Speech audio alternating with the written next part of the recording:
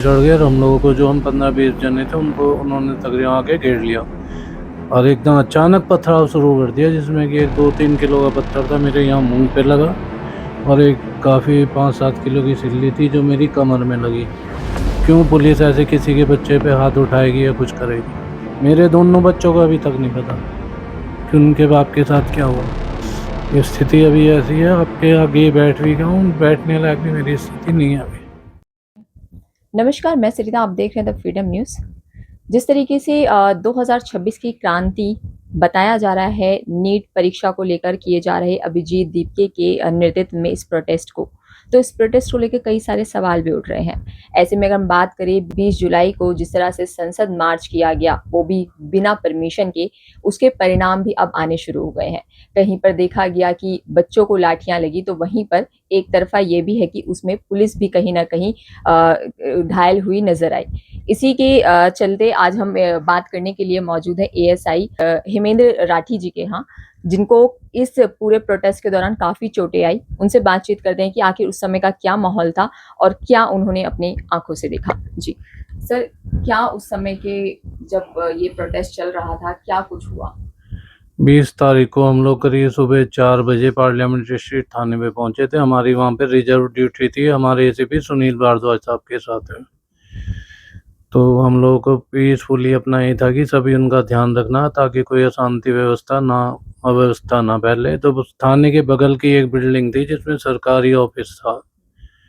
तो करीब 11 साढ़े 11 बजे उसका जो पिछला गेट था वहां से करीब 700-800 हज़ार के करीब लोग रहे होंगे और पिछले गेट से वो लोग घुस गए उसमें। अचानक उन्होंने आगे उसकी छत पे चढ़ गए, फर्स्ट फ्लोर पे चढ़ गए और हम लोगों को जो हम 15-20 जने थे उनको उन्होंने तकरीबन आके घेर लिया और एकदम अचानक पथराव शुरू कर दिया, जिसमें कि एक 2-3 किलो का पत्थर था मेरे यहाँ मुंह पे लगा और एक काफ़ी 5-7 किलो की सिल्ली थी जो मेरी कमर में लगी।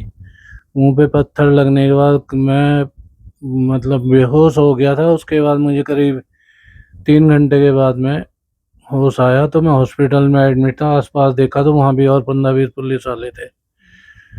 तो जब जाके अपना वहाँ पे अपना होश आया मेरे को, तो वहाँ पे जब मेरा ट्रीटमेंट शुरू हुआ तो एक्सरे और एमआरआई हुई तो पता लगा यहाँ मुंह पे मेरे 2-3 फ्रैक्चर हैं और हिप लाइन वाली जो मेरी ये हड्डी है इसमें हेयर फ्रैक्चर था। बस शाम को मेरे परिवार को पता लगा, 9-10 बजे वो लोग पहुंचे और वहाँ से मेरे को उठा के फिर वो लोग सेक्टर 27 नोएडा में कैलाश हॉस्पिटल ले गए। वहाँ मेरा प्रॉपर ट्रीटमेंट हुआ। वहाँ से मैं आज अपने घर आया हूँ। अभी भी चेहरे पे और इसमें जो भी है वो करीब उसमें काफ़ी टाइम लगेगा, 1 से 2 महीने करीब ट्रीटमेंट अभी चलेगा उसमें। तमाम तरह के सवाल किए जा रहे हैं कि ये बोला जा रहा है कि पुलिस द्वारा जो लाठीचार्ज किया गया, उन्होंने ये नहीं देखा कि उनके बच्चे या उनके माँ-बाप पर क्या बीतेगी। लेकिन वहीं पर दूसरा जो पहलू हम दिखा रहे हैं, जिसमें आप एक पिता की भूमिका निभा रहे हैं और वहाँ आपके भी बच्चे हैं, तो उन पर क्या बीती? मैडम आप ये देखो कि हमारे भी बच्चे हैं, वो भी नीट की परीक्षा देते हैं। हम भी अपने बच्चों को दुख दर्द को हर चीज़ को समझते हैं। क्यों पुलिस ऐसे किसी के बच्चे पे हाथ उठाएगी या कुछ करेगी? ये सब प्री प्लानिंग सब करके आए हैं। कौन सा बच्चा बेचारा अपने बैग में 5 किलो 10 किलो के पत्थर भर के लाएगा और आगे यहाँ पे पथराव करेगा? पढ़ने वाले बच्चे पे तो इतना टाइम ही नहीं होता कि वो इस तरीके के उसमें जाके अपना समय अब दे या वो हमें भी पता, हमारे भी बच्चे अपना मेहनत करके नौकरी पे कितनी मुश्किलों से लगे हैं। उनके पास इतना ही टाइम नहीं होता कि मेरे दोनों बच्चों को अभी तक नहीं पता कि उनके बाप के साथ क्या हुआ, क्योंकि वो नौकरी कर रहे हैं। उन्हें बताऊंगा वो परेशान होंगे, वाइफ मेरी बेचारी वो परेशान है। अब आपके सामने घर पे अकेला हूँ, अभी आया हूँ कुछ देर पहले ही। ये स्थिति अभी ऐसी है, आपके आगे बैठ भी गया हूँ, बैठने लायक भी मेरी स्थिति नहीं है अभी। तो देखा आपने हेमेंद्र राठी जी ने क्या कुछ बताया कि उस दौरान उस दिन क्या हुआ था।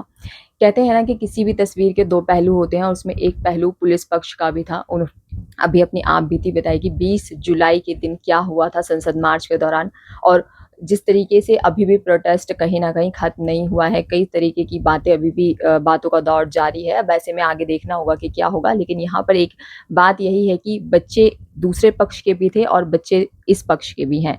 तो अगर ऐसे में यहाँ पर पुलिस को इनको कुछ हो जाता तो फिर इनकी फैमिली का क्या होता। तो इसी तरह इस पूरे वीडियो पर आपका कहना है, कमेंट बॉक्स में अपनी राय ज़रूर बताएं। बाकी इस तरह की और तमाम जानकारी के लिए बने रहिए द फ्रीडम न्यूज़ के साथ। मैं सरिता।